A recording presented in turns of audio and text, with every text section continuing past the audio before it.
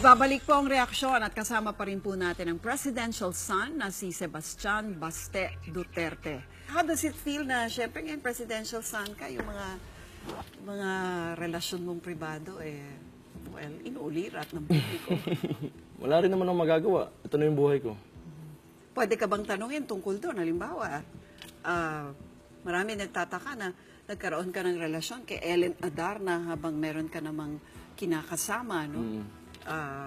Na may anak ka pa doon. How does that work? Sila yung nag-work nun eh. Alam nila eh. What do you mean? Alam nilang dalawa eh. Pumayag naman sila. Anong magagawa ko? So, alam nila pareho that... Sinabi ko naman, naging honest naman ako sa kanila pareho. Pero yung kasama ko lang talaga, later on na sinabi ko. But how does that excuse you, I guess? Siguro, anak ako ng presidente. Oh. Hindi, ganun lang talaga eh. Hindi, fair naman ako. Kasi kung sabi ko naman sa girlfriend, kung ayaw mo to, di ba, we can talk this out kung ano mangyayari sa atin. Ayun naman, that's the same thing that I did with Ellen. I was open na gano'n, may girlfriend ako. So, ayaw ko sa kanila. Sa kanila talaga yun, di ba? Pero yun, tapos na kami ni Ellen. Wala na yun. Wala na yun. But is faithfulness not exactly one of your traits, I guess? Faithful naman ako, hindi lang loyal. Anong difference nun?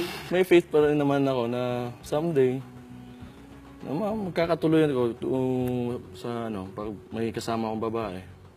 Oh, that's faithfulness. Pero kung loyal, hindi ko alam. Hindi ko alam. So marriage is not in the horizon right now? Wala pa naman yun. Open din naman ako sa girlfriend ko na sinabi ko sa kanya na hindi pa ako. Yun. Ano sinasabi ni President Digong Don? Did you get to talk to him about that? Wala naman daw sinabi. Ano lang. Ayun na nga, umuwi na daw ako.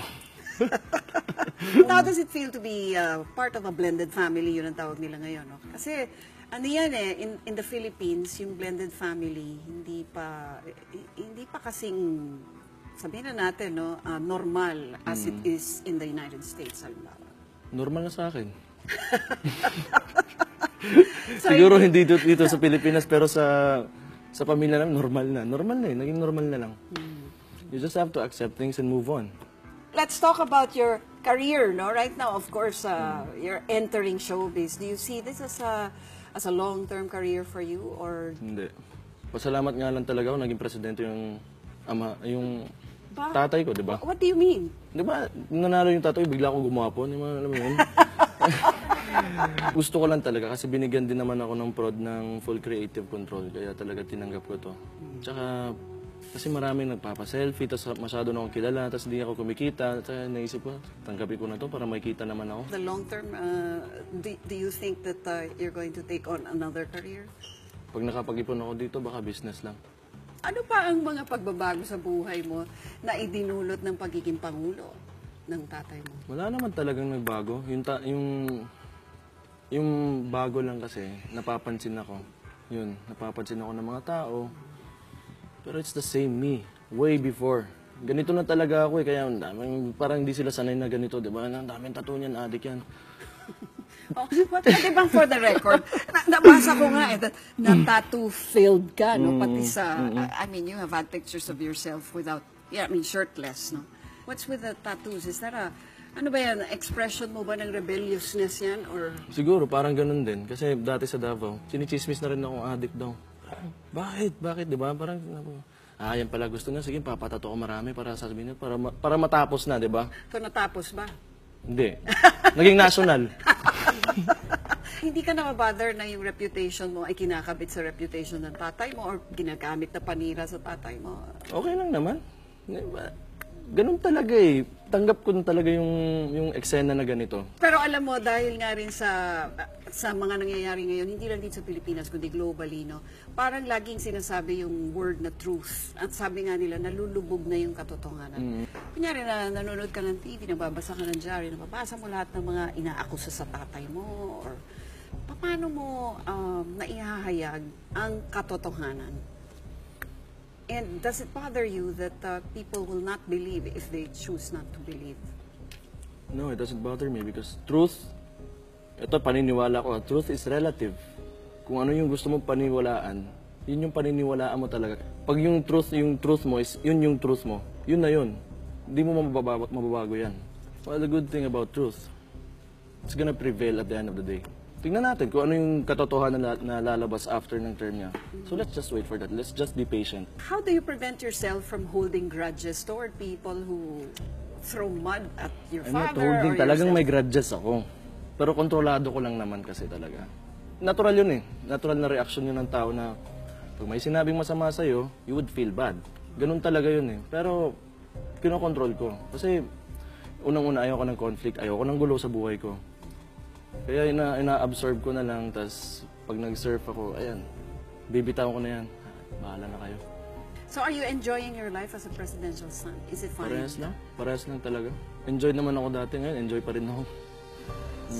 So hindi naka-angkla sa pagiging pangulo ng tatay mo. Ay, yung ano lang, mga libreng bagay na binibigay.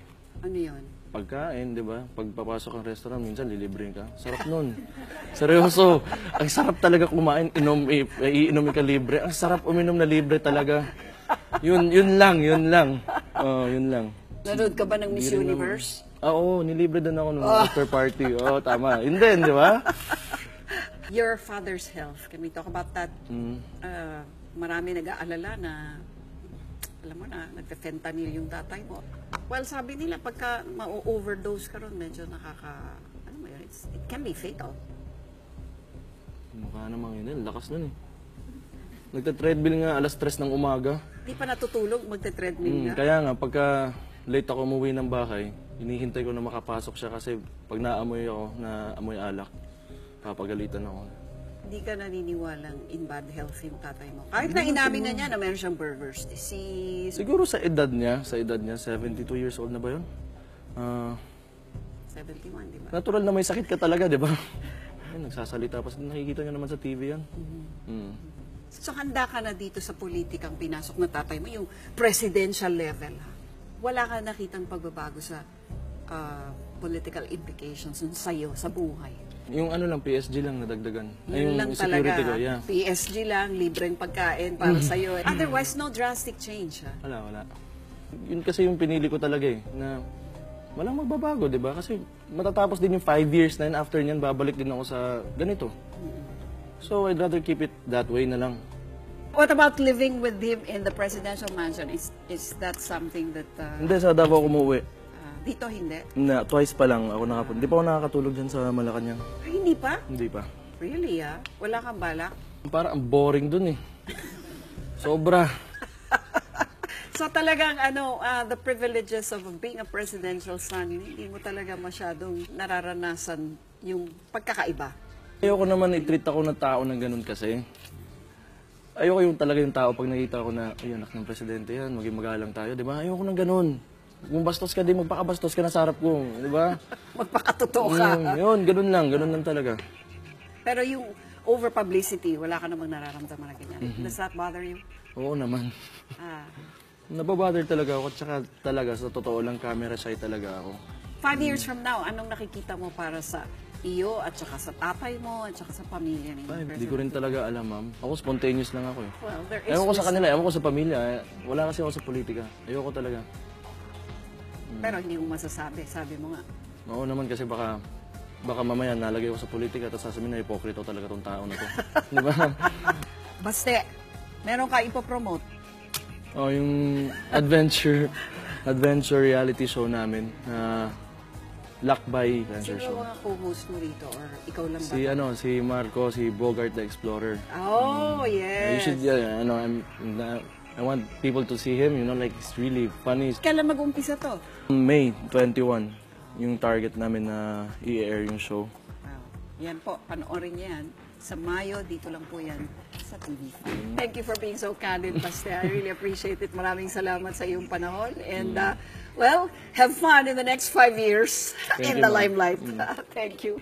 Kung walang magsasabi, walang mangyayari, ang opinion mo pinakikinggan, pinag-uusapan dahil ang bawat balita may katumbas na reaksyon. Ako po si Lucy Cruz Valdez. Magandang gabi po sa inyong lahat.